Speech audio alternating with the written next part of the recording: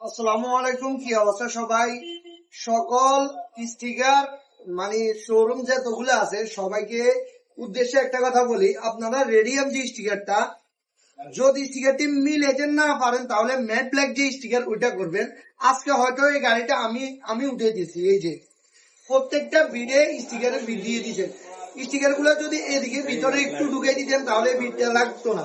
আর এই স্টিকারটা আজকে আমি উঠে দিয়েছি, যে স্টিকারটা করছেন আশা করি ভিডিওটি তার কাছে যাবে। আপনি এটা যদি না দেন, মানে না দিয়ে ম্যাট ব্ল্যাক স্টিকার দেন, টানের সাথে উঠে যাবে। আর ম্যাট ব্ল্যাক এর গাম কিন্তু অনেক ভালো, আমাদের যত স্টিকার আছে আপনার উঠবে না, কিন্তু আপনি চাইলে টান দিলে উঠে ফেলতে পারেন।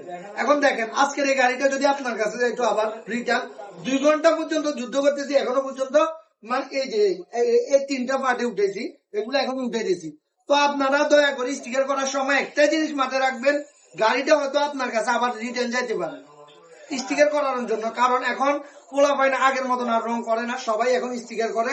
তো আজকের ভিডিও থেকে কিছু শিক্ষণীয় আছে, আর আমরা কিভাবে স্টিকার গুলার ফিনিশিং দিই সাইডে, এই ভিডিওটাও আমি আমার পেজে আপলোড করে দিব।